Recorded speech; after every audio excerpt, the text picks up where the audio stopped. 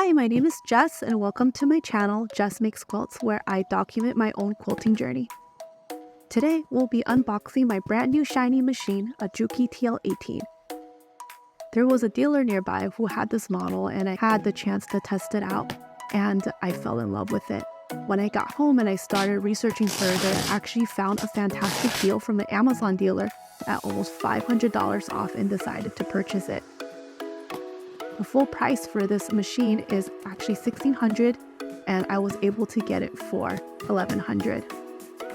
The TL-18 is a straight stitch only machine with no frills attached. It was exactly what I wanted and needed: simple, efficient, effective, with no extra bells and whistles. I finally got the package a few days later, and I was worried at first that it was a scam since the deal seemed too good to be true, but so far the packaging looks good and untampered. First, we have the instruction manual, then the knee lift. The Juki 18 has a knee lift where you can use your knees to raise your presser foot instead of using your hands. Next, we have the presser foot. What I love about this presser foot is that it actually comes with an automatic thread cutter, so that when you press your pedal backwards, it cuts your thread for you. Next, we have our bag of presser feet, bobbins, and other accessories that I'll go over later. There's the power cord. There's the extendable table.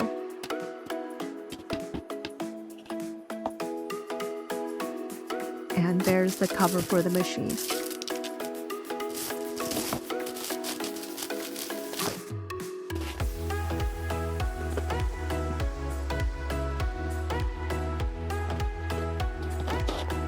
And now the moment of truth, the Juki.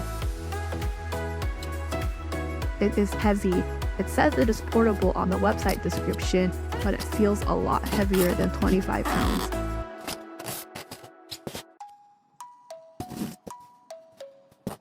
It took me and my husband a lot of struggling and a lot of pulling to finally get this out of the box.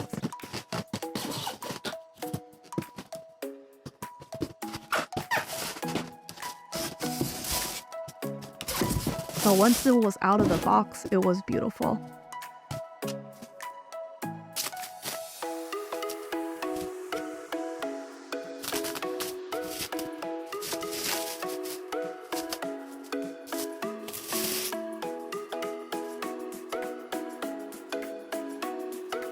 Here are the presser feet and accessories that come with the TL-18. The TL-18 comes with a few more accessories than the other models, which explains its higher price point.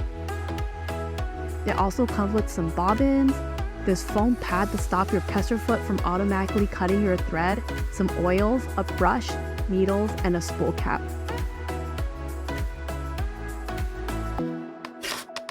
Now it's time to set up the machine.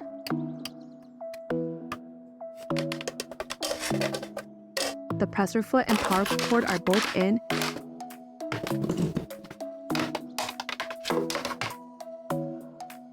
And it's on. First, the bobbin. This bobbin is a side-loading bobbin, so it took me some time to figure it out.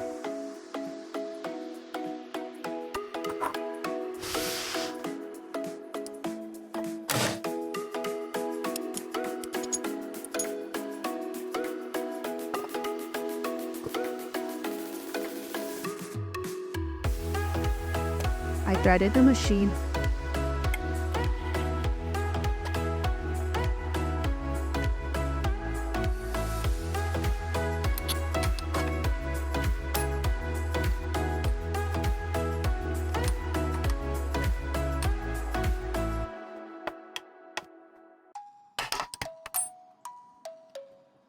Wound the bobbin.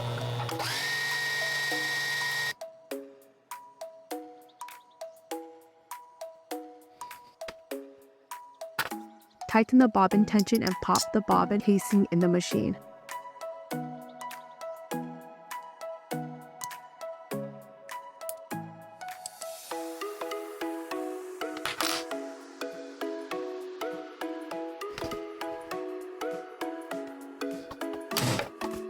Next, to thread the machine. This machine was much more complicated to thread than my old brother, but honestly, after a few attempts, it easily became muscle memory.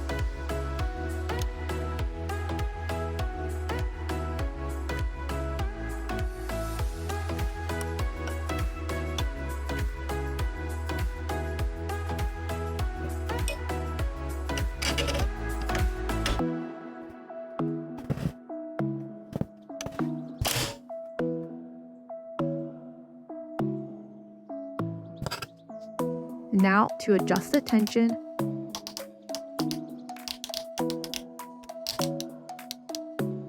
pressure foot pressure,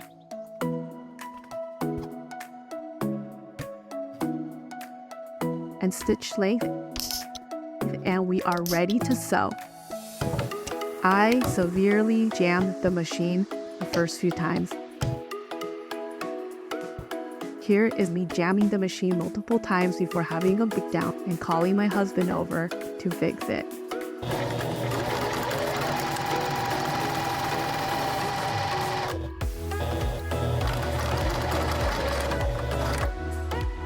Hours later, I'm happy to report that it sews beautifully.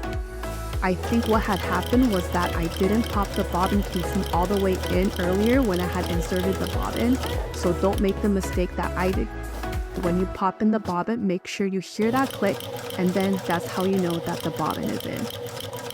Overall, after a few hours of using the machine, I can say that the purchase was absolutely worth it, and it sews much more smoothly and quickly than my old machine.